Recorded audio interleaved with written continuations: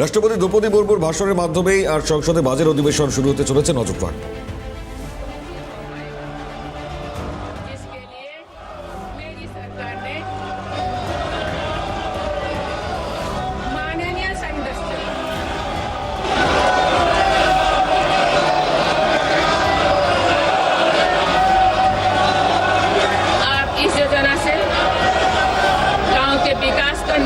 मिलेगी और किसान पशुपालन और मछुआरे साथियों के लिए नई सुविधाएं निर्मित होगी।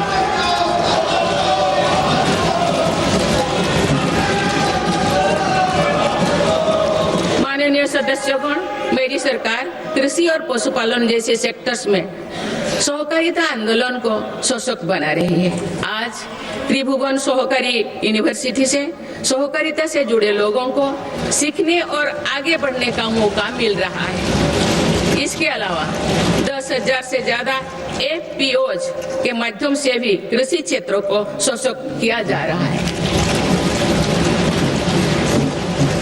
माननीय सदस्यगण, मेरी सरकार स्पष्ट रूप से मानती है कि देश का विकास सभी देशवासियों को आगे बढ़ने का समान अधिकार देकर ही संभव है। इसलिए आज देश वुमेन लेड डेवलपमेंट के मंत्र के साथ आगे बढ़ रहा है। मेरी सरकार ने महिलाओं के लिए समर्पित विशेष योजनाएं बनाए हैं और साथ ही अन्य योजनाओं के केंद्र में भी महिलाओं को रखा है। प्रधानमंत्री आवास योजना से लेकर जल जीवन मिशन तो हर योजना में महिला लाभार्थियों को बड़ी वरीयता मिली है।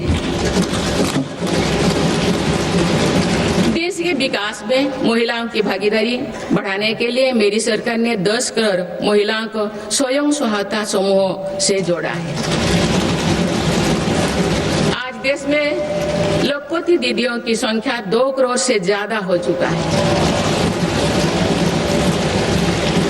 बीते एक वर्ष में ही 60 लाख से ज्यादा महिलाएं लखपति दीदी बनी हैं। मेरी सरकार कुल 3 करोड़ महिलाओं को लखपति दीदी बनाने के लक्ष्यों को जल्द प्राप्त करने वाले हैं। माननीय सदस्यगण, नमो ड्रोन दीदी योजना भी देश के सुदूर अंचलों तक महिला सशक्तिकरण का एक पर्याय बनकर उभरी है। ये प्रशिक्षित ड्रोन दीदी अब आधुनिक तकनीक से जरिए एग्रीकल्चर सेक्टर को ट्रांसफॉर्म कर रहे हैं।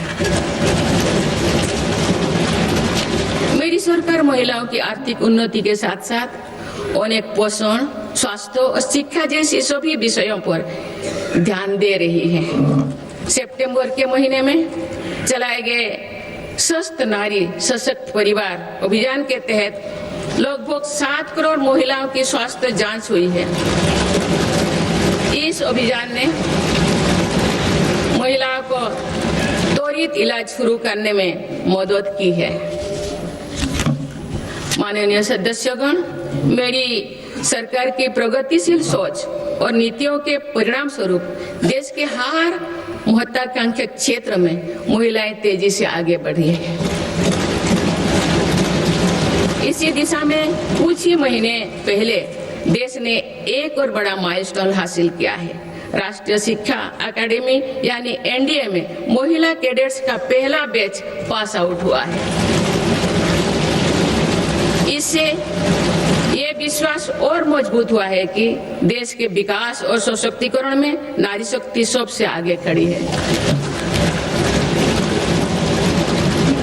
माननीय सदस्यगण, श्री गुरु तेग बहादुर जी ने हमें सिखाया है, भय काहू को देत नय नय भय मानत आन, यानी हम ना किसी को डराए और ना किसी से डर कर जिए।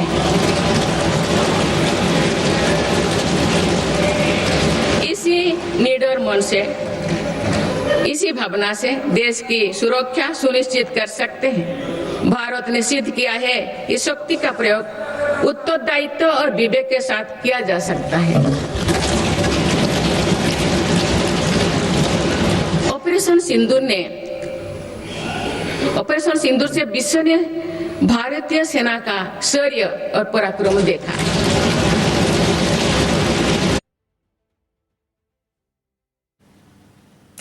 সংসদে বাজেট অধিবেশন, ভাষণ দিচ্ছেন রাষ্ট্রপতি। নজর রয়েছে আমাদের সেদিকে।